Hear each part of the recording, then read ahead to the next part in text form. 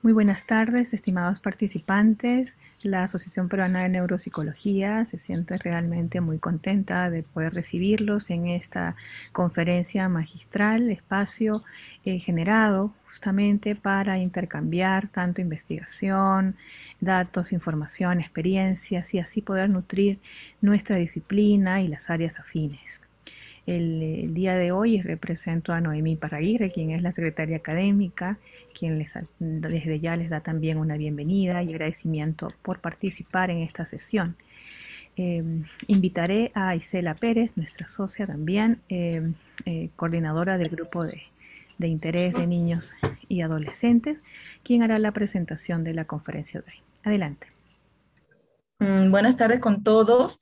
Gracias por su participación en esta sesión de mayo de la Asociación Peruana de Neuropsicología. Hoy tenemos un tema que está muy relacionado con la neuropsicología infantil. El título de nuestra ponencia es Psicobiología del apego madre-infante, una aproximación desde un modelo experimental a la construcción de circuitos neuronales. Para esto tenemos como expositora a la profesional Grace Pardo, que es doctora y magíster en fisiología por la Universidad Federal do Rio Grande do Sul, Brasil, y se formó en psicología en la Universidad Nacional Mayor de San Marcos. Actualmente ella es investigadora en el Laboratorio de Investigación de Neurociencias, Instituto Científico de la Universidad Andina del Cusco, donde está iniciando la línea de psicobiología del desarrollo. Esta línea se enfoca en la exploración de periodos sensibles de circuitos neuronales para las experiencias tempranas relacionadas con la madre y también aborda preguntas sobre de qué manera las perturbaciones de esta interacción durante los periodos sensibles alteran el desarrollo de los circuitos neuronales involucrados en comportamientos socioafectivos. La estrategia de abordaje de esta línea incluye el uso de modelo de roedor madre-infante en integración con métodos de evaluación comportamental, registro electrofisiológico de neuronas vivas, patch clamps, histología, inmunohistoquímica, análisis de expresión de genes y de modelamiento y simulación computacional.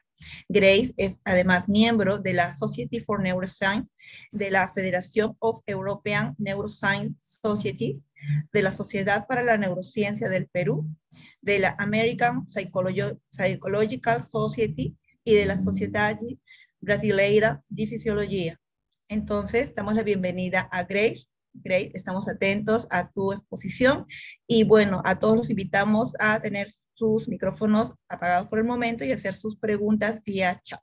Adelante, Grace. Bienvenida.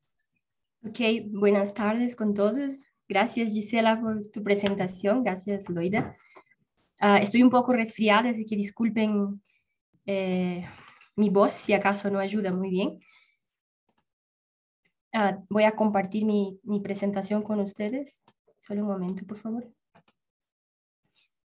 ¿Consiguen ver mi presentación? Sí, claramente, sí. Perfecto. Bien, como se habrán imaginado por la amable presentación que me hizo Gisela, mi tema propiamente es experimental. Es niveles mucho más abajo, quién sabe, 2 o 3 niveles más abajo que la neuropsicología propiamente. Entonces, psicobiología incluye eso, el estudio de los mecanismos biológicos que acompañan o subyacen comportamientos. En este caso, me interesa como fenómeno el apego madre-infante, y en el que desde mi estrategia de abordaje va hasta la construcción de circuitos neuronales. Bien, para comenzar brevemente con un contexto, nos enmarcamos dentro de la teoría del apego, principalmente propuesta por John Bowlby, un psicoanalista, psicólogo inglés, que en la época de los 50 se interesó en entender los efectos de la separación materna en humanos. Estaba terminando Europa la Segunda Guerra Mundial y existían muchos niños en condiciones o en instituciones en el que eran dejados sin sus madres o sin los cuidadores cercanos a ellos, ¿no? Entonces, él se dedicó a observar de manera naturalista. Luego veremos que tiene una influencia bien grande de la etología. y entender aspectos que acompañaban a estos niños en esas condiciones.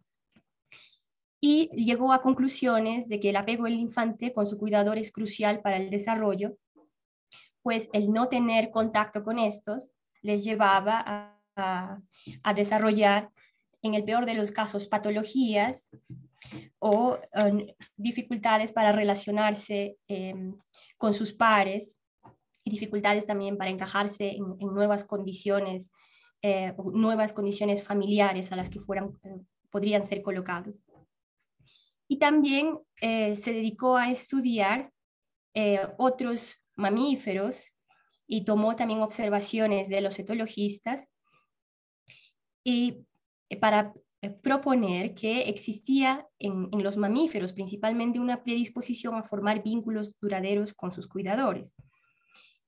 El niño está atento a las disposiciones y respuestas que le dan a sus cuidadores, principalmente en el mamíferos como nosotros, los humanos, la madre, y esto le otorga al infante una sensación de seguridad. Entonces, el niño aprende con el tiempo que el cuidador es confiable para él y constituye eso su base segura para explorar el mundo.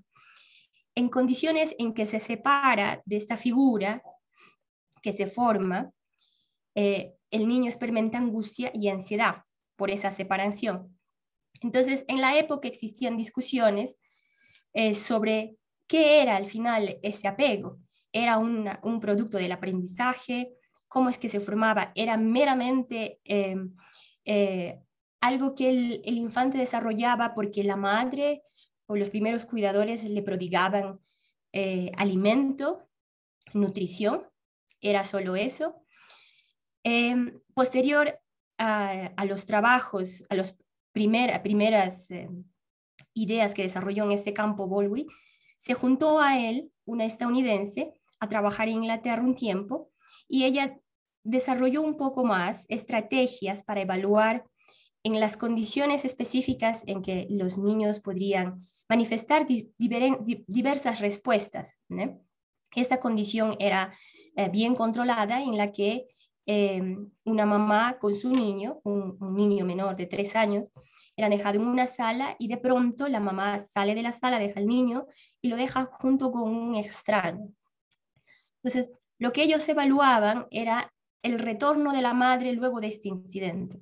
Entonces, dependiendo de las respuestas que podía mostrar el niño, Mary Ainsworth propuso o observó, categorizó los estilos de apego que mostraban los infantes y que podrían considerarse un predictor de cómo estaba constituido el vínculo de este infante con su madre. Apego seguro le llamaban, apego ambivalente inseguro, apego evitativo inseguro, y posteriormente otros trabajando en esa línea agregaron el desorganizado e inseguro. Bien, estos son los pilares, digamos, que han contribuido bastante a la psicología del desarrollo también, y que muchos luego han seguido, tienen implicancias prácticas en nuestra sociedad, o ha tenido implicancias prácticas para atender a niños institucionalizados principalmente, o adopciones, en fin. Y también, como luego veremos, para la investigación. Entonces, les comentaba que las preguntas en la época eran si el niño se apega debido a que su cuidador lo alimenta o nutre, si aprende, porque esta es la forma en la que le permite esta circunstancia. Pero John Bowlby había observado que la alimentación per se no reducía la ansiedad por separación en los niños, y además mostraban patrones de comportamientos y motivación. Y eso le llevó a proponer que tenía una función de sobrevivencia. El apego como tal en el infante tenía una función para sobrevivir en esas circunstancias. Apegarse al niño, a una mamá que le prodigaba alimento, le permitía sobrevivir. Esa es una perspectiva, si ustedes ven, evolutiva, y también su estrategia naturalista de buscar separar, observar características en el infante en una condición de separación del objeto al que él se apega, es una estrategia o una metodología etológica. Y también luego sus influencias del psicoanálisis y otras teorías le permitieron considerar que los niños nacen con un impulso innato para formar vínculos con sus cuidadores. Estos posteriormente se considerarían, para los que trabajan en el área, principalmente explorando los mecanismos neurobiológicos, ese patrón que es exactamente.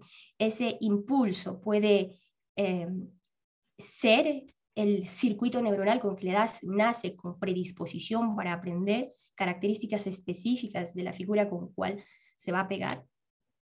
En fin, de todo esto, ese patrón de comportamiento y motivación específicamente es que el niño, cuando está en condiciones de distrés o está asustado, busca la proximidad de su principal cuidador, busca consuelo y cuidado en esas condiciones. Y estas condiciones es la que permitió crear con esa evaluación de la situación extraña Mary Ainsworth. Bien, las evidencias experimentales que en la psicología se tienen, dentro de esta teoría parten de estudios experimentales que fueron en la época y actualmente controversiales. Los que han llevado psicología deben haber visto estos, deben haber estudiado o al menos revisado las teorías, los trabajos de Harry Harlow. Harry Harlow, interesados por la teoría de Bowlby, principalmente, fue a probar su experimento con macacos. Estos monitos aquí, en diversos experimentos, cada vez mucho más dramáticos y antiéticos, que podría considerarse ahora. En esa época no había un regulamiento de comité de ética, ciertamente, pero sirvieron para aprender muchas cosas dentro de este campo. Entonces, estos monitos fueron separados de sus madres desde el nacimiento por un tiempo prolongado, algunos hasta los 3 años más o menos. Y lo que él quería probar, 2 cosas. ¿Qué ocurre si se les separa de su mamá y se les impide tener contacto físico con este infante, cuando luego es expuesto a situaciones de disconfort, en el que puede asustarse el infante, por ejemplo? Entonces, sus experimentos consistían también en probar el amor incondicional, ¿no? ¿Acaso había una condición como la alimentación para que el infante amara a su madre, ¿no?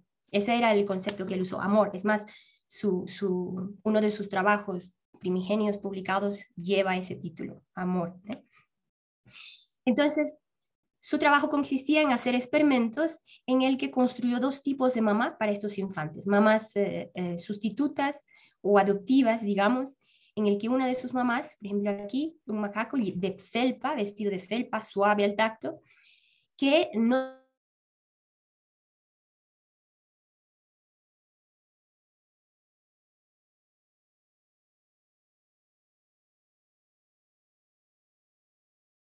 de al lado tenía una mamá de alambre, los dejaban entrar en una sala y lo que hacía el bebé es ir directamente a la mamá de felpa y mientras está con ella, tomar biberón de la otra mamá. Y en condiciones en las que el bebé estaba jugando ya luego de haberse alimentado de la mamá, de haber pasado tiempo, jugaba en ese ambiente y de pronto los experimentadores colocaban cerca objetos que asustaban al bebé, juguetes nuevos, ruidosos, en fin. Y lo que hacía el bebé era ir y abrazarse a su mamá de felpa. Entonces, estos bebés mostraban estas características. Para Harlow estaba probado primero que no era la condición de alimentación la que determinaba este comportamiento en los infantes en estas edades. Era algo más. Era una cuestión de tacto, tal vez. Era una tendencia innata, le decía, para pegar su cuidador y no era un reflejo de las necesidades fisiológicas que tenía el infante. Más allá de esto, él también vio que la separación por largo tiempo de estos infantes tenía consecuencias dramáticas para el desarrollo, principalmente en su sociabilidad, en su reproducción. Las hembras no se reproducían, y si parte del experimento era forzarlas a reproducirse, a copular con un macho, y luego tenían crías y ellas no cuidaban de sus crías, no mostraban esa aproximación o atención a las necesidades de sus crías. Entonces, esas cosas fue lo que observó de estos experimentos Harvey Hall. Fueron los primeros que se hicieron dentro de esta teoría. También Bowlby y otros más después describieron una serie de mamíferos que tienen estas características. Generalmente son aquellos mamíferos que muestran ese apego, esa aproximación al infante cuando están en condiciones nuevas, asustadoras para ellos, desconfortantes, que lo hacen las especies que nacen inmaduras, que necesitan luego de nacer un periodo importante de tiempo de estar con sus mayores de su especie, principalmente mamá, ¿no? Sus primeros cuidadores, y necesitan establecer esa conexión para sobrevivir bajo esa teoría del apego que viene de la teoría evolutiva. Entonces, esas especies son llamadas especies artificiales dentro de la biología, y todos ellos muestran esos comportamientos de apego. Eso es una característica inherente en esos periodos de edad en que son inmaduros y que necesitan para sobrevivir del cuidado de sus padres, principalmente la madre. Y las alteraciones del cuidado materno, en este caso, o del cuidador, o la separación de esta, impacta tanto en su formación, en su organización, y tiene también efectos a largo plazo en el desarrollo del infante. Ahora, para nosotros, para mi interés en psicología experimental, digamos, o básica, en neurociencia, abordar preguntas como las que hace la teología, tendríamos que ir y hacer experimentos tipo Harlow. No podríamos separar para entender preguntas sobre cómo se forma el apego o cuáles son sus bases neurobiológicas. Si nace con una predisposición, es un cableado específico con el que nace, un circuito específico que nace el infante que le permite aprender ávidamente, tipo el imprinting de Konrad Lorenz, por ejemplo. ¿Cómo podríamos explorar esas preguntas? No es ético explorar en humanos, no podríamos separar de sus mamás, ¿no? O llegaríamos a hacer experimentos tipo Harlow, en fin. Entonces, la búsqueda de modelos animales que nos permitan estudiar esto de manera más controlada permitió identificar especies también que tienen características muy parecidas y que sean posibles de estudiar en laboratorio.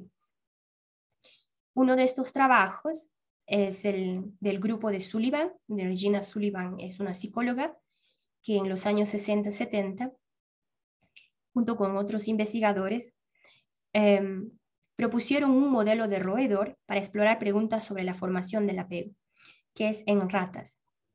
Estas ratas las ratas son especies artificiales, son inmaduras, los infantes nacen ciegos, sordos, no tienen funciones motoras bien desarrolladas, no ven, no escuchan, ¿no? Entonces tienen el sentido del olfato lo suficiente como para aprender olores, y tienen una habilidad grande para aprender olores que están asociados a características de estimulación materna, llámese lamidas, calor, leche, por ejemplo. Todas esas características le permiten aprender un olor y preferirlo. Entonces, esta observación en ellos les permitió desarrollar eso. ¿Qué tal si esto lo replicamos fuera del nido? ¿Será que si hacemos una asociación tipo condicionamiento clásico en el que simulamos las características sensoriales de la mamá y le damos un olor artificial, cualquiera que sea, el bebé aprende? y lo que ellos encontraron era que el bebé aprendía. Por ejemplo, estas de aquí es un olor, está siendo estimulado, simulando la lamida de la mamá en el dorso del infante, y luego le testan al día siguiente en un laberinto en Y, de 2 opciones. De un lado le colocan el olor que han condicionado y del otro un olor neutro, puede ser el olor del nido propio de la caja de las ratas. Entonces lo que testan aquí en estas barritas, lo que miden es las veces que el bebé va y escoge ese olor que ha sido condicionado. Es un olor de menta que ellos usan, un olor artificial. Entonces esta barra en rojo muestra que los bebés que fueron condicionados, pareados a ese olor, eligen más veces ese olor condicionado que aquellos que no fueron condicionados en estas 2 formas. Esto es en el día 6 postnatal. Cuando hacen lo mismo, el mismo condicionamiento en un bebé después del día 10 postnatal, el día 12 o el día 20 postnatal, que está próximo al destete, no sucede lo mismo. No aprende más con esa estrategia, con ese condicionamiento, esa preferencia por el olor. Entonces, este fenómeno que ella encontró también sucedió con otro estímulo que no era neutro, digamos, como una pincelada. Me refiero a que no era un estímulo doloroso. Con un pinchazo en la cola o un shock eléctrico leve, asociado con un olor, también el bebé de 6 días de edad es capaz de aprender preferencia por el olor. Pero al día 12 postnatal y al día 20 no aprende. Lo mismo, al contrario, evita. Estas barritas en negro significa que la respuesta a ese lado del olor fue mucho menor que aquellos animalitos que no fueron condicionados, lo cual para ellos les sugiere que es una aversión. No están yendo. Entonces, esto fue lo curioso. Es como un condicionamiento, tanto no nocivo como nocivo, asociado con un olor en un periodo específico del desarrollo, es capaz de elicitar o inducir un mismo comportamiento, como el shock eléctrico debería evitar, pero ¿por qué aquí no evita? En fin, entonces a ellos les llevó a desarrollar la teoría o la idea de que esta estrategia de aprendizaje, de asociación entre esos 2 estímulos, es la forma como el infante aprende el olor de la mamá en el nido. Aunque ustedes no lo crean, es difícil hacer un experimento para probar cómo es que el bebé aprende el olor de la mamá dentro del nido. Es dificilísimo de poder controlar. Pero entonces ellos, haciendo esta estrategia fuera, controlada, ambos estímulos, encuentran estos fenómenos. Ahora, la pregunta que a nosotros nos interesa es por qué después del día 10 postnatal, el condicionamiento olor, stroke o pincelada no induce más una preferencia por el olor condicionado, que se refiere a este fenómeno de aquí. Este otro fenómeno tiene su propia línea de investigación seguida tanto por el propio grupo como por otros y de suma importancia translacional que brevemente les voy a comentar también. El circuito propuesto, ella es la doctora Regina Sullivan, ella es profesora, ella es psicóloga del Departamento de Psiquiatría y del Niño y del Adolescente en la Universidad de Nueva York. Entonces lo que ella propuso es, usando este modelo, ¿qué soporta ese modelo? Eso es una explicación neurobiológica. ¿Existe un circuito que es capaz de soportar este aprendizaje? ¿Cómo es este circuito? Entonces hizo lindos experimentos para mapear y caracterizar el circuito. El circuito se compone para este aprendizaje del infante del bulbo olfatorio, del locus ceruleus y de la corteza piriforme. El bulbo olfatorio sería la entrada del olor, que inicialmente es neutro, hablando en términos de condicionamiento clásico. El locus ceruleus es una fuente de noradrenalina o norepinefrina. Entonces, la estimulación táctil va a activar vías que al final van a converger en la estimulación del núcleo del locus coeruleus, que a su vez sus proyecciones van a activarse y liberar noradrenalina en el bulbo olfatorio, principalmente dentro de la propuesta de ella, y luego en el piriforme, en la propuesta de otra investigadora. Entonces, dentro nuevamente del condicionamiento clásico, del esquema del condicionamiento clásico, la estimulación materna aquí a nivel del circuito sería la noradrenalina, proveniente de la activación del locus coeruleus. ¿Y cómo prueban eso? Por ejemplo, le quitan, ya no le estimulan con el pincel, el dorso del infante, simplemente al infante le colocan una cánula aquí en el locus coeruleus y le estimulan con unos pulsos eléctricos para activar a las neuronas, y esas neuronas del núcleo, al activarse en sus proyecciones, van a liberar noradrenalina. Eso en el bebé, mientras está colocado fijamente en una cajita donde está expuesto al olor, es suficiente para aprender.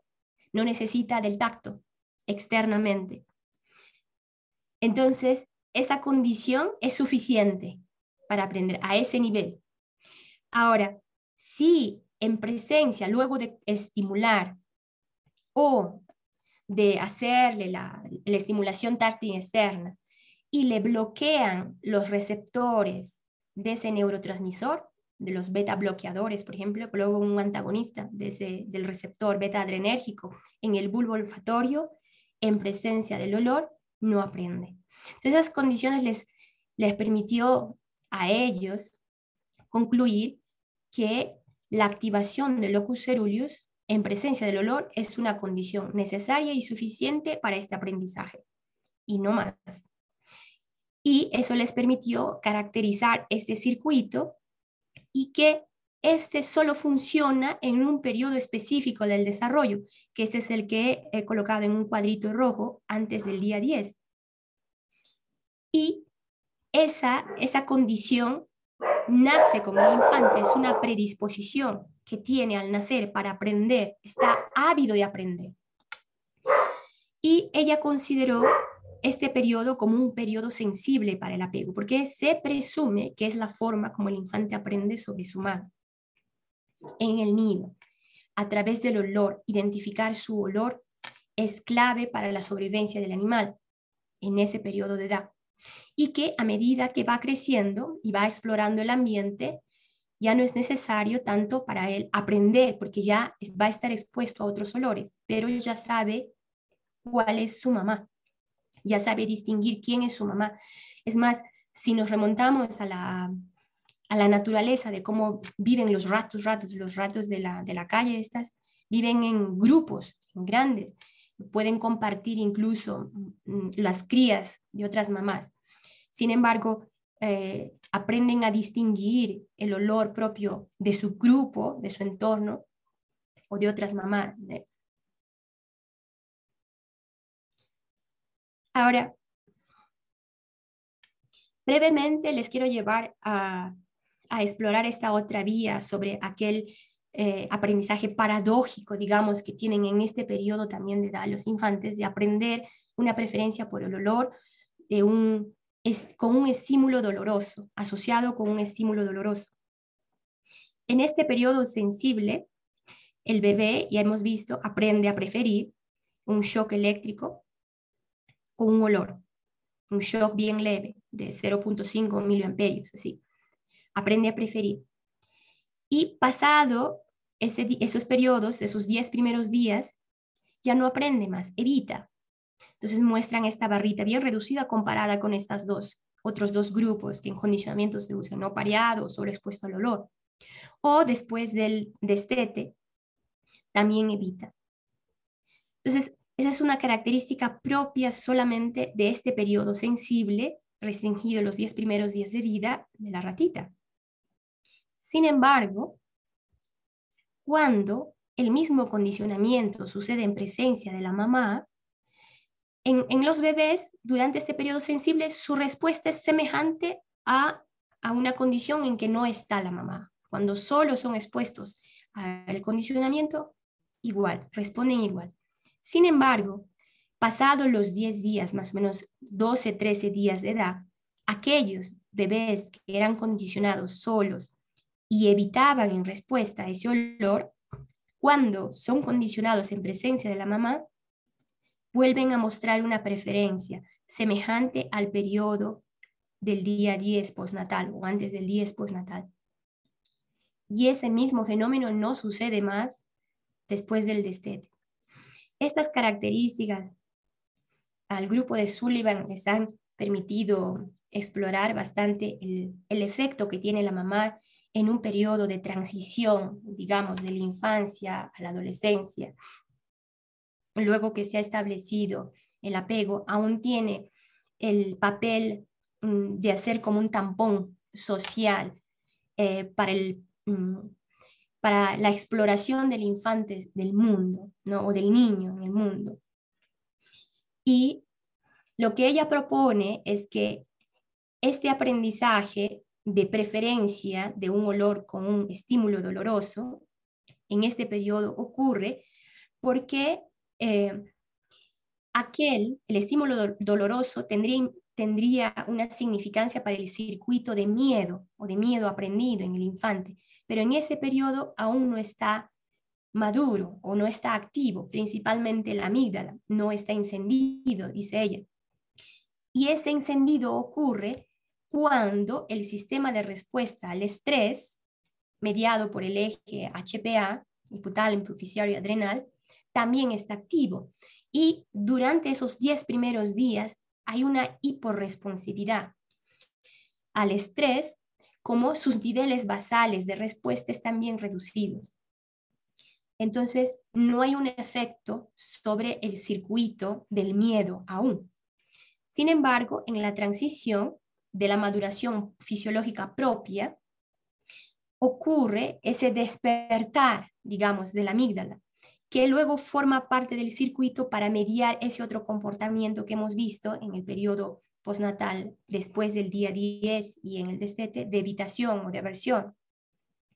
Y que en algún momento, principalmente en esa transición, la madre tiene un papel de hacer de tampón de ese estresor ambiental. Entonces, la propuesta de ella es la inclusión en el circuito del apego de otro circuito, que es el circuito del miedo. Y ella tiene trabajos muy bonitos que muestra también cómo el condicionamiento en presencia o en ausencia de la madre también se tiene o responde en sus niveles de secreción de corticosterona, que serían el equivalente del cortisol de nosotros en las ratas, es la corticosterona. Entonces, en presencia de la madre, por ejemplo, en los 12-13 tiene unos niveles de corticosterona elevados, elevados sin la madre, pero en presencia de la madre reducidos. ¿Sí? Y esto inclusive en aquellos que no son pareados, pero que reciben el shock eléctrico. En la presencia solo de un estímulo doloroso, en presencia de la madre es capaz de ser atenuado precisamente por ella, dice. Y la actividad de la amígdala puede estar y puede atenuar, además del sistema de respuesta del estrés, la actividad propiamente de la amígdala, porque la hipótesis de ella es que la amígdala despierta por activación directa de los corticoides, los glucocorticoides liberados desde la periferia, del sistema periférico. Este ha sido considerado un potencial como modelo translacional, porque otro grupo comenzó trabajando sobre la característica maduracional de la amígdala en humanos, cómo es. Entonces, esos son experimentos de neuroimagen en el que una serie de niños es estudiado a lo largo de los años, en el que son expuestos a estímulos de rostros expresando miedo o agresión, y esa sería la actividad de la amígdala que ellos miden a través de esta técnica. ¿Cuán reactiva es la amígdala a esos estímulos en esos periodos? Y lo que ellos encuentran es que entre los 5 y 10 años más o menos la actividad de la amígdala es altísima para esos estímulos aversivos. Y a medida que avanza la edad, también se reduce esa reactividad.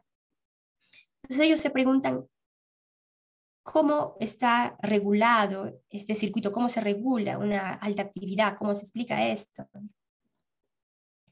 Entonces, el mismo grupo también llevó a cabo investigaciones para caracterizar una conexión, un circuito específico, la conectividad entre la amígdala y el prefrontal. La hipótesis es que el circuito prefrontal amígdala necesita tiempo para madurar, para desarrollarse. Y la plasticidad en ese circuito es altísimo. Y se presume que ese circuito es el que va a mediar las funciones cognitivas superiores y también y principalmente las socioafectivas. Entonces, en el desarrollo hay una ventana de tiempo grande que consideran un periodo sensible, porque necesita aprender mucho del ambiente y creen que todo ese tiempo es necesario para establecer un circuito maduro, amígdala, córtex prefrontal. Si ustedes ven, más o menos toma hasta estabilizarse unos 20, 22 años. Están midiendo en términos de plasticidad. ¿Cuántos cambios ocurren en números de sinapsis, por ejemplo, o genes, dentro de este circuito?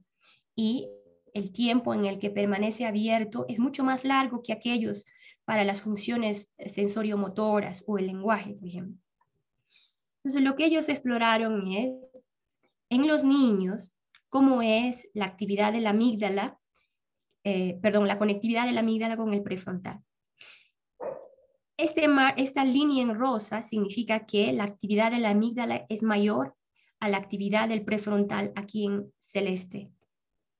Entonces, entre los 4 y 9 años, la reactividad de la amígdala es mayor en estos niños, mientras que se reduce esta actividad y gana del prefrontal a la amígdala como una función de la edad.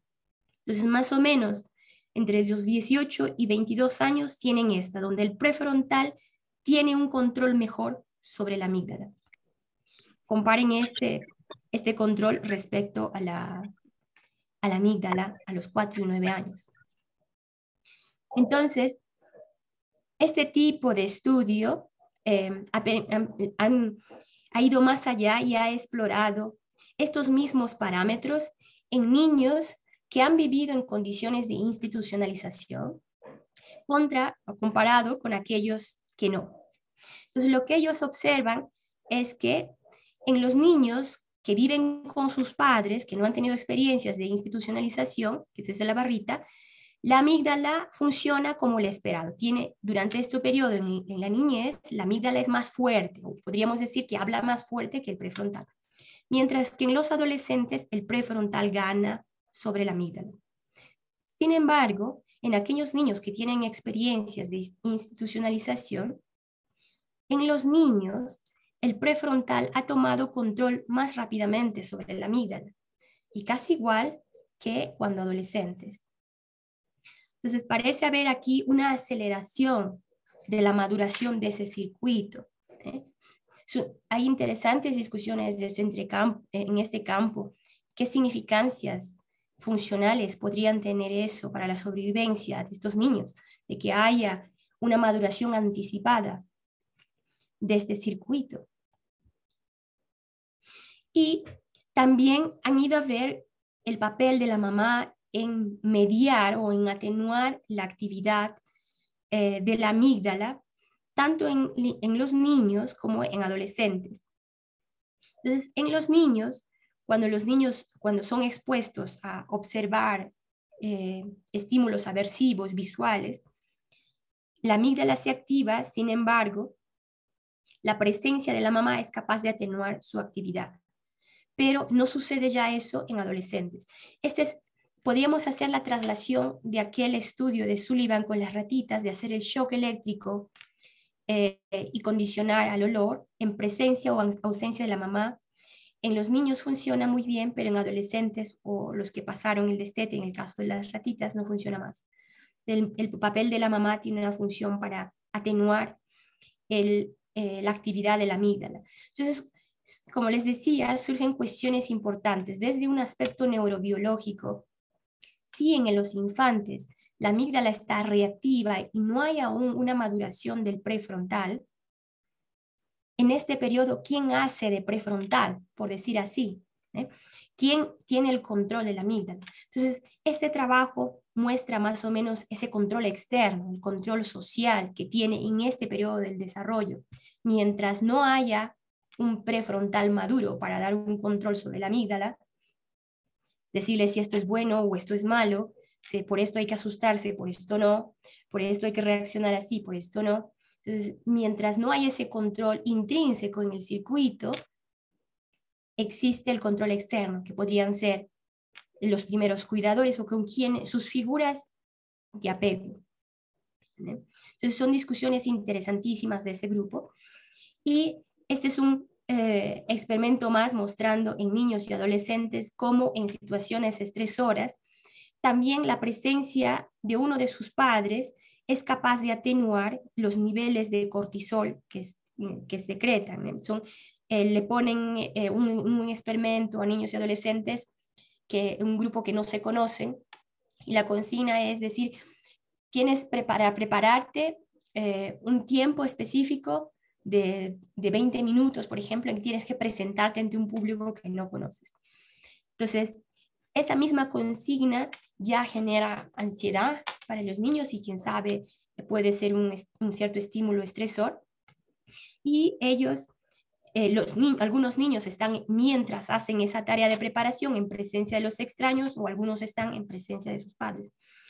Y los niños que están en presencia de sus padres tienen esta línea de respuesta de cortisol a diferentes momentos que se miden, reacciona en un momento y luego decae, pero en aquellos que están acompañados por un extraño tiende a incrementarse, pero luego a reducir también con el tiempo. Sin embargo, en los adolescentes la respuesta es un tanto distinta, en que la presencia de los padres más bien parece ser que incrementa sus niveles de cortisol, más no con los extraños. Lo esperado es 20 minutos incrementa y que luego decae.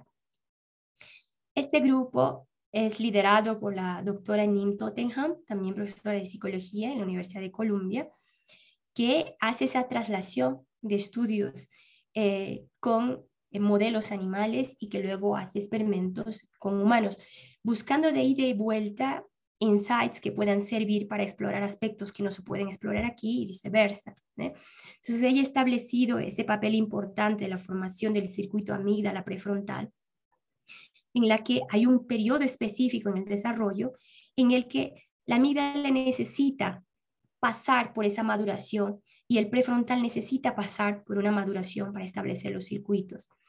Y en estos periodos, la presencia de una figura de apego es importante para quienes les interese seguir esa línea. Volviendo a mi línea propiamente, de explorar la pregunta de por qué después del día 10 el condicionamiento olor con la pincelada no induce más una preferencia por el olor condicionado. Nos vamos a centrar en el circuito neuronal, que aquel que fue caracterizado por Sullivan y que luego incorporado por Qiyuan.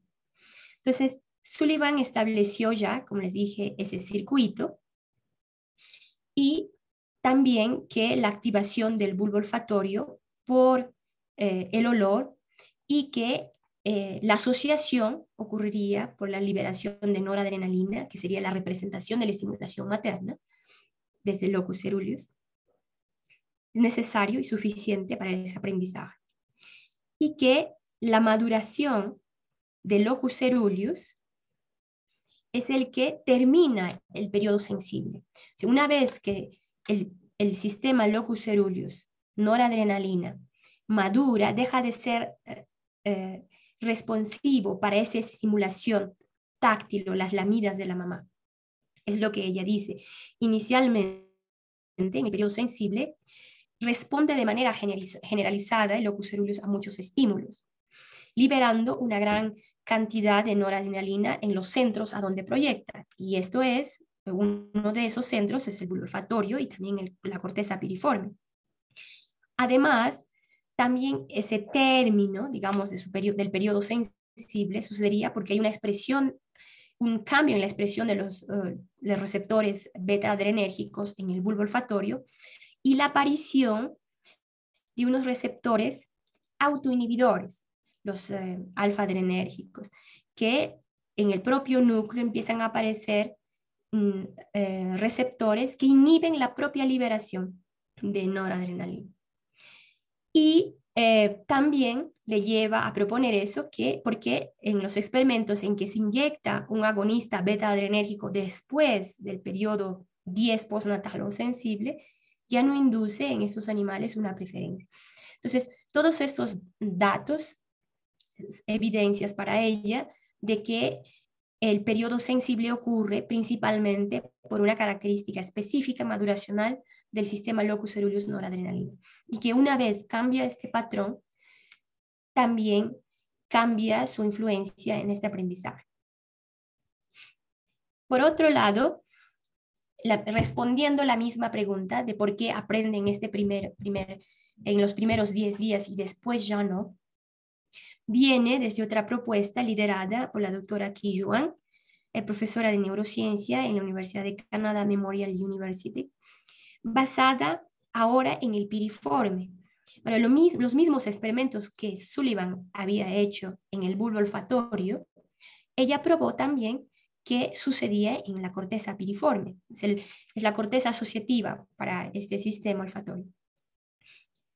Y ella mostró también con las mismas estrategias experimentales que Sullivan, que la noradrenalina en el piriforme era tanto necesaria cuanto suficiente para que ocurra ese aprendizaje de preferencia. Y lo que permitía un aprendizaje bien eficiente durante ese periodo sensible era la existencia de una alta plasticidad sináptica de tipo excitatoria entre las proyecciones del bulbo olfatorio con la corteza piriforme. El bulbo olfatorio se proyecta, el bulbo olfatorio sale en las neuronas mitrales, se proyectan a través de un tracto que se llama tracto olfatorio lateral, llevando todos sus axones, y algunos de ellos terminan en la corteza piriforme. La corteza piriforme tiene 3 capas, es una corteza bien antigua. Y la primera capa, que sería la capa superficial, se va a encontrar los terminales de estas neuronas mitrales, que son excitatorias, que liberan glutamato, y van a hacer sinapsis con las dendritas apicales de las neuronas de la corteza piriforme, las neuronas piramidales. Entonces, en esa sinapsis excitatoria, ella sugiere que existe una gran plasticidad, que fácilmente una estimulación es capaz de reclutar muchas más neuronas y generar una condición para fortalecer la sinapsis. Eso es la plasticidad sináptica. Entonces, esa característica es alta en los primeros días, los primeros 5 días, por ejemplo. La probabilidad de producir un tipo de plasticidad sináptica como la potenciación de larga duración o LTP es altísima. Sin embargo, esa probabilidad se reduce. Y se reduce tanto que a los días 30 ya es casi difícil de inducir usando las mismas estrategias de estimulación para producir este tipo. Entonces, lo que ella dice que esta alta plasticidad es la que permite que el animal rápidamente aprenda durante este periodo un olor asociado con una estimulación táctil. Y lo que hacen esas neuronas, la noradrenalina, es incrementar el umbral de respuesta para las entradas sensoriales. Digamos, imagínense que el umbral, el potencial de membrana en reposo de las neuronas de la piramidal sea -70. Lo que haría la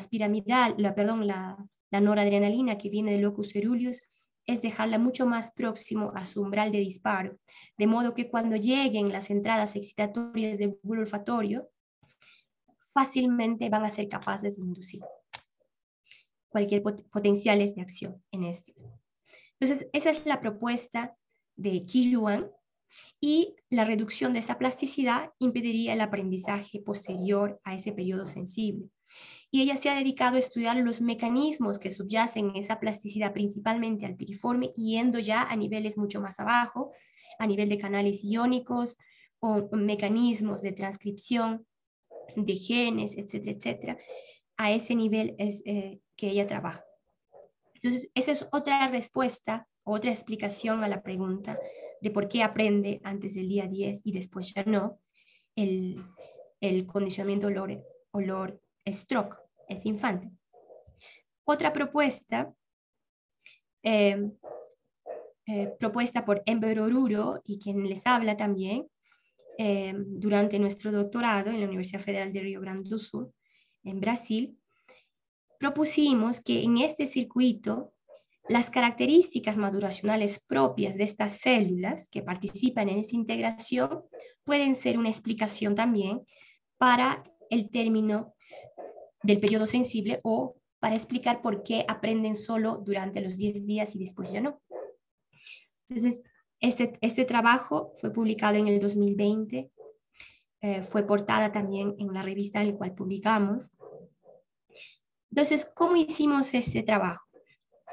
Si estamos planteando que son las características maduracionales de las neuronas, ciertamente tenemos que caracterizar esa maduración. Entonces, lo que hicimos es caracterizar neuronas de manera electrofisiológica, es decir, registrarlas una a una y saber, por ejemplo, cómo son su potencial de membrana en reposo, a qué potencial disparan potenciales de acción, y etcétera, etcétera. Cómo responden a estimulaciones de intensidades distintas de corriente, etcétera. Entonces, para eso se usan técnicas electrofisiológicas que se llaman whole cell patch clamp, es cortar rodajas de encéfalos y ir a observar una neurona viva. Tiene que estar en condiciones en las que pueda mostrar actividad, y para eso tiene que estar viva, y registrar con una pipeta bien fina todos estos parámetros. Entonces, lo que observamos nosotros es que durante el periodo sensible y posterior al periodo sensible, todas esas características, las propiedades pasivas que se le llaman, o como las activas de disparo, cambian de un periodo a otro. Entonces, eso puede ser importante para nosotros en esta hipótesis que planteamos, de que esos cambios maduracionales tienen implicancias para luego el aprendizaje. Entonces, ¿cómo probamos esa hipótesis? Luego, con los datos experimentales, lo que hicimos fue construir un circuito neuronal artificial. Para eso se hicieron un modelo artificial de todo ese circuito, de las 3 capas del córtex, que con sus componentes más principales. De eso se trata un modelo, de hacer una reducción de las características distintas, complejas, variables que podía tener, específicas, las neuronas piramidales, sus entradas excitatorias del bulbo olfatorio y sus conexiones reverberantes,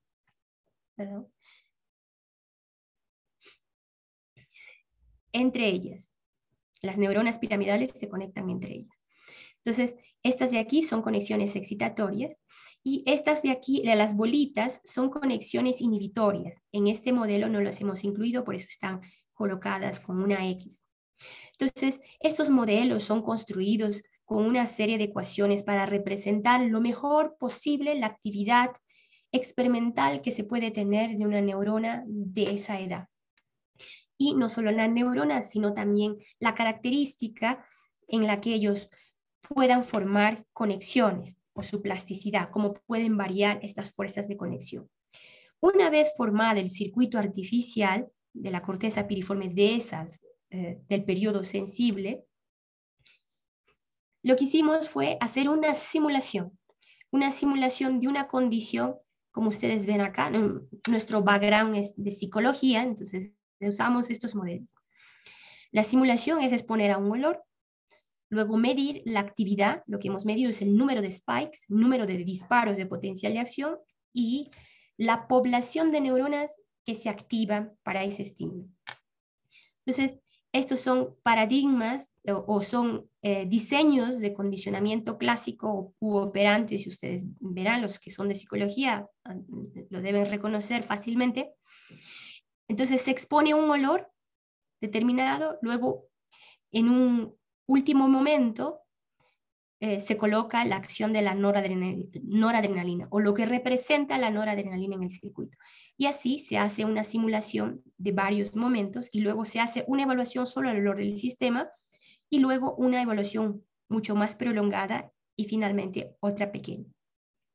Entonces, en esas condiciones tenemos estas son ya las actividades del número de spikes aquí en la región B.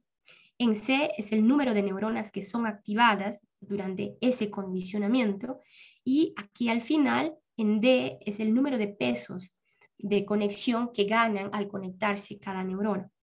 Vean ustedes que este es el número de spikes, es un registro de tipo acumulado, también herencia de la psicología experimental específicamente, y ustedes ven que aquí en las barras marcadas en amarillo se muestran la actividad de en respuesta al estímulo incondicionado, que en este caso es la acción de la noradrenalina. Y así se repite la simulación hasta el momento en que se evalúa solo para el estímulo condicionado. Y si ustedes ven esta actividad aquí, comparada con esta, cuando era neutro el estímulo condicionado, hay una mayor respuesta. Las neuronas disparan mayor número de potenciales de acción, como están más número de ellas activas. Entonces, la estrategia que nosotros usamos es cómo un animalito pasa después de aprender el olor de su mamá con un circuito, se supone cableado, en el periodo sensible y luego pasa a aprender en un periodo postsensible, digamos, ¿cómo podríamos hacer ese cambio a nivel del circuito?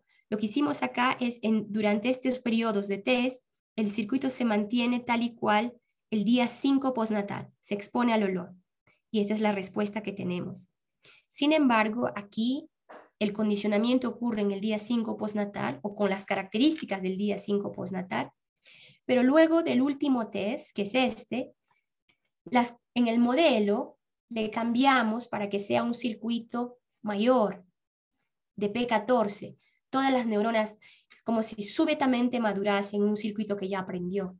Entonces lo que vemos es que para la respuesta al olor decae tanto el número de spikes o potenciales de acción como el número de las neuronas activas y llega a su límite de respuesta.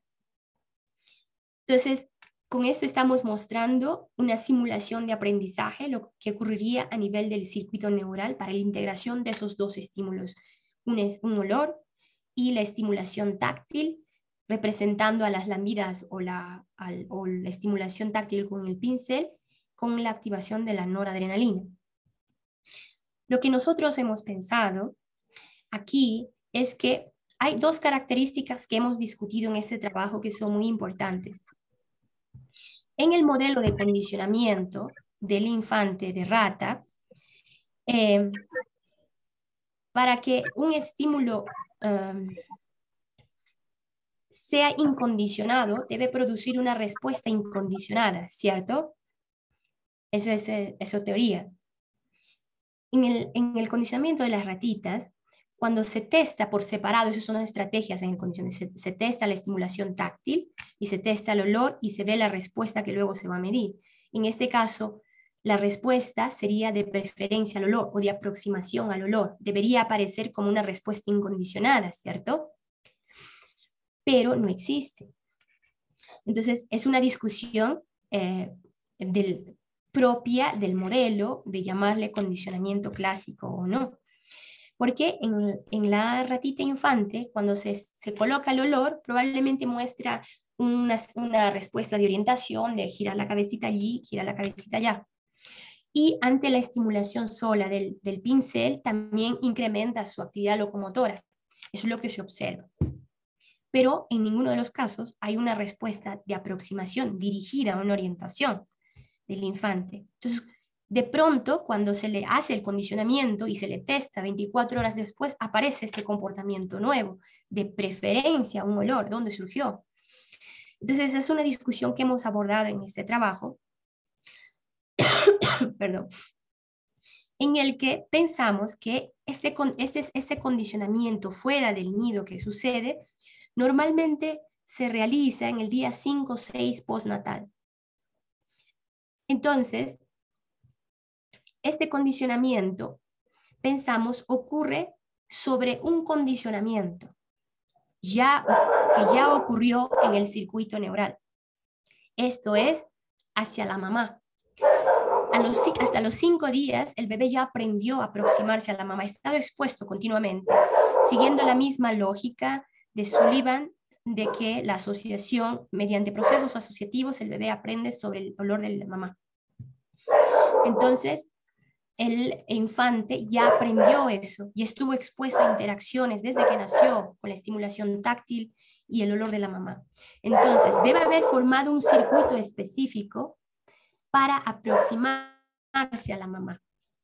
Entonces, cuando al bebé de 5 días se le saca y se le estimula, ese condicionamiento está reclutando las mismas neuronas que ya han aprendido la preferencia o median la preferencia y la orientación hacia el olor de la mamá. Entonces, es lo que nosotros hemos propuesto, que en el día 5 o durante el periodo sensible, el condicionamiento va a reclutar esas neuronas. Pero, como las neuronas maduran durante ese periodo entre el día 5 y día 15 postnatal, maduran, eso lo hemos probado nosotros, maduran, la característica, o sea, el reclutamiento de un nuevo condicionamiento encuentra menos neuronas responsivas para ese olor o para esa estimulación táctil, como estas de acá, y recluta menos. Por eso es que no prefiere o no son suficientes tal vez para mediar un comportamiento de respuesta. Ciertamente en el circuito aún faltan respuestas motoras y tal, integrar las decisiones, etcétera, etcétera. Pero a este nivel es lo que nosotros hemos propuesto. Entonces, en suma, el número de neuronas piramidales del piriforme que responden al olor materno condicionado son las neuronas que van a mediar el comportamiento de orientación, aproximación hacia un olor. Disminuye con la edad debido a los cambios maduracionales en sus propiedades intrínsecas. Se reducen propiamente en su responsividad. En fin. Luego, Grace, disculpa la interrupción. Tenemos unos 5 minutos para ir terminando. Perfecto, voy a terminar. Ya voy a terminar. Muchas gracias. Ok, entonces dentro del mismo circuito lo que nosotros hemos evaluado también son otros cambios maduracionales que incluyen, que ocurren, que son las conexiones GABAérgicas. Entonces también, esos son registros también que realicé durante mi doctorado, que la sinapsis, la transmisión sináptica GABAérgica cambia en esos 2 periodos y también cambia el input GABAérgico. El input GABAérgico nosotros conocemos es inhibitorio, ¿cierto? Induce una hiperpolarización. Pero lo que nosotros encontramos es que el input GABAérgico aquí parece mediar más bien una despolarización en este periodo. Y no sería raro porque en muchos sistemas en desarrollo GABA es excitatorio y no inhibitorio, y que luego madura a ser inhibitorio.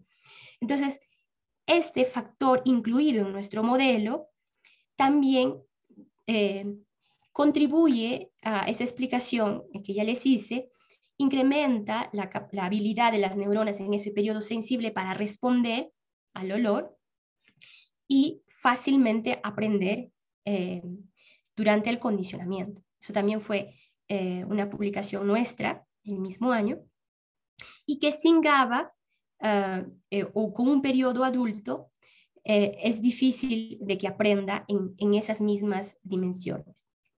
Entonces GABA también, como una característica maduracional, se suma a esta propuesta nuestra. Entonces, sumarizando, digamos, hemos encontrado nuestro nicho dentro de este problema o de un fenómeno comportamental en el desarrollo para contribuir a caracterizar un circuito en desarrollo, en este caso asociado a un fenómeno comportamental, que es el aprendizaje del apego, o un modelo de ellos. Y dentro de esta línea estoy trabajando en la Universidad Andina del Cusco recientemente, utilizando tanto modelos de aprendizaje de apego, que ya les relaté, electrofisiología, tenemos esos registros, y también de modelo y simulación computacional. También queremos entender cómo la interacción madre-infante, cuando perturbada durante este periodo importante, puede resultar en alteraciones duraderas en el desarrollo. Y también tenemos estrategias para poder evaluar esos problemas. Y dentro de esto estoy desarrollando un proyecto para explorar periodos sensibles específicamente para la influencia materna durante estos periodos. Y dentro de ese grupo, dentro de esos proyectos, tengo dos tesistas de pregrado, una de la UNSAC de biología y de psicología, Lucero, de la Andina, que están haciendo trabajos de esta. Recientemente nos hemos postulado un proyecto del Prociencia, esperemos ganar, y algunos avances de esta línea hemos publicado o aún estamos trabajando en alguna publicación, pero hemos llevado algunos trabajos a eventos donde se pueden discutir con los pares también que están trabajando en esta área. Y este es mi equipo de investigación. El doctor Luis Pacheco es el jefe de laboratorio de neurociencia al cual estoy asociada. En Beroruro tiene su propio laboratorio con el que trabajamos la parte de modelamiento computacional, y ellos son mis dos tesistas de momento. Y estamos organizando una escuela híbrido de investigación en neurociencia junto con la SONEP, de la Sociedad para la Neurociencia del Perú, Universidad Andina. Entonces, estos son los detalles de la escuela. Los que quieran participar puedan inscribirse o postular aquí. Van a aceptarse 30 estudiantes, va a ser en Cusco en octubre de este año. Y quiero agradecerles también por su atención, y si acaso hubiesen interesados estudiantes de pregrado o de post, tal vez que estén en psicología, biología y otras áreas médicas, que estén interesados en realizar una pasantía de investigación en esta línea que estoy siguiendo, pueden escribirme a este correo y enviar una carta de motivación y su CV, ¿no? Bueno, muchas gracias. Quedo atento a sus preguntas.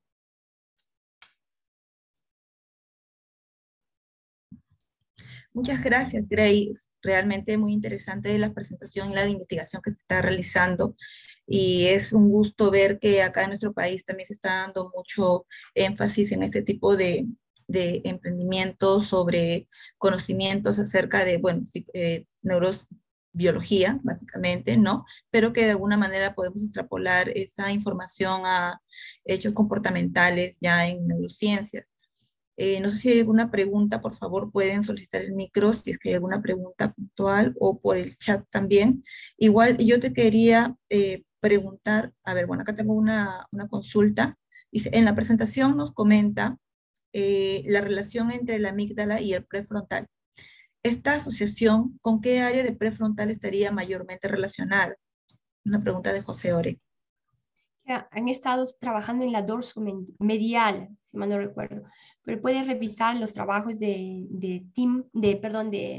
Nim Tottenham, que puede encontrar mejor descripción de eso. Son trabajos bien bonitos que realizan este grupo.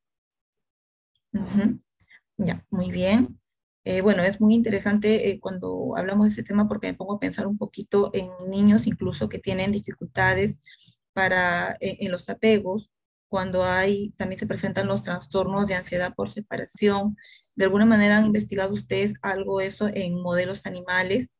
situaciones digamos, de un condicionamiento más bien donde en este caso las ratitas no se les ha alejado de lo que correspondería a la figura materna. ¿Ha habido algo de esto? De hecho, recientemente, hace un año tal vez, el grupo de Sullivan ha realizado un modelo, ha hecho una traslación de humanos a roedores, en este caso, de la evaluación de la situación extraña en ratas. Es increíble. Ustedes pueden buscar, voy a escribir aquí, se llama Regina Sullivan, la autora.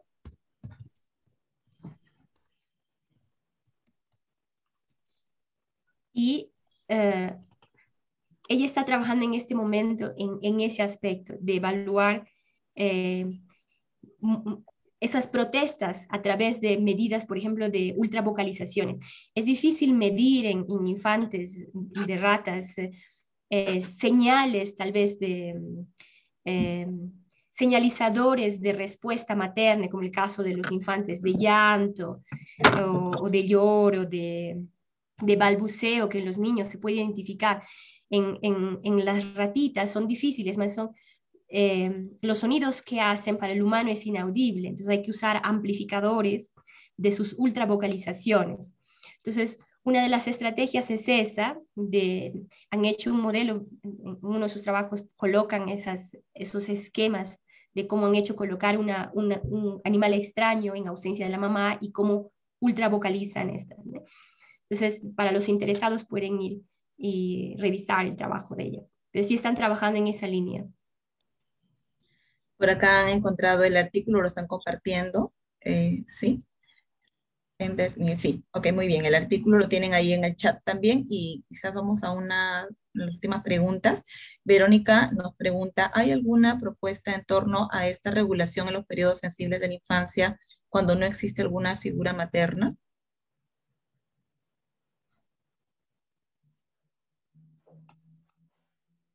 ¿Puede repetir, por favor?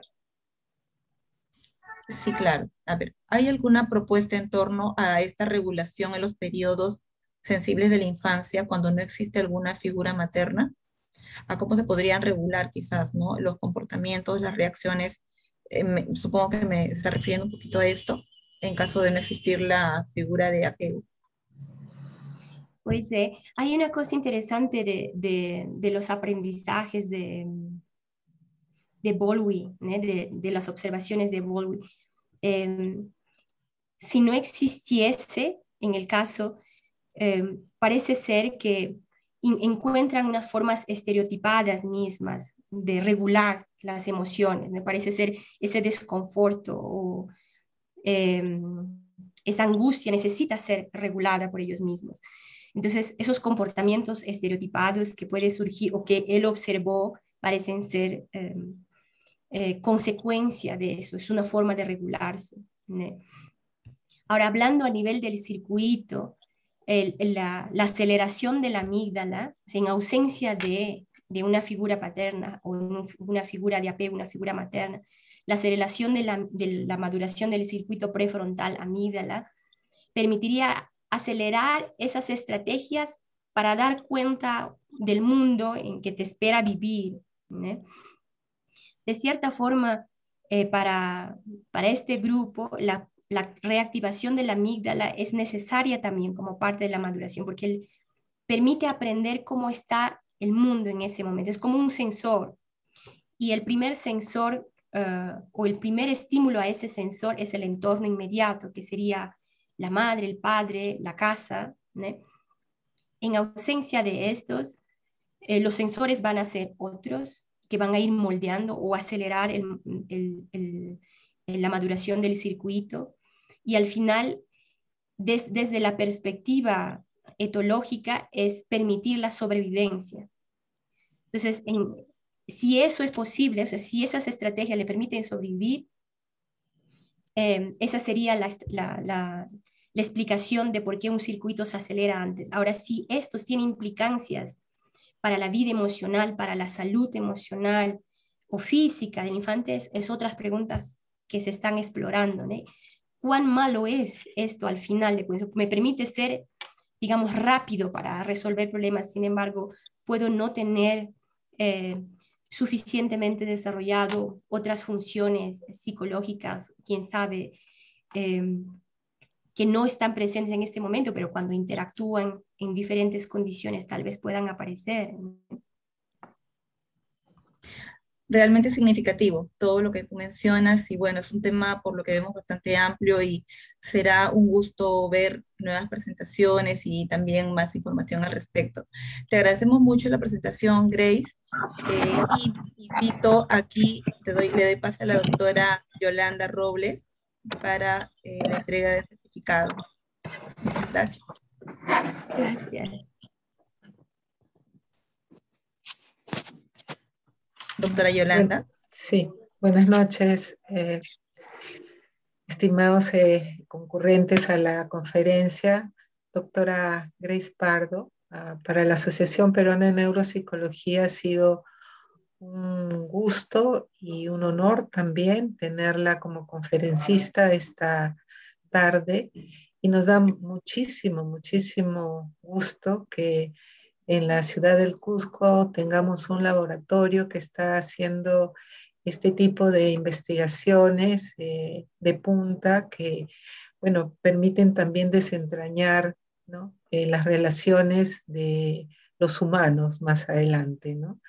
Entonces, estamos muy agradecidas por su conferencia, esperamos contar con usted más adelante y a nombre de la Asociación Peruana de Neuropsicología le hacemos entrega de este certificado por su valiosa contribución como conferencista en el dictado del tema Psicobiología del apego madre-infante, una aproximación desde un modelo experimental a la construcción de circuitos neuronales.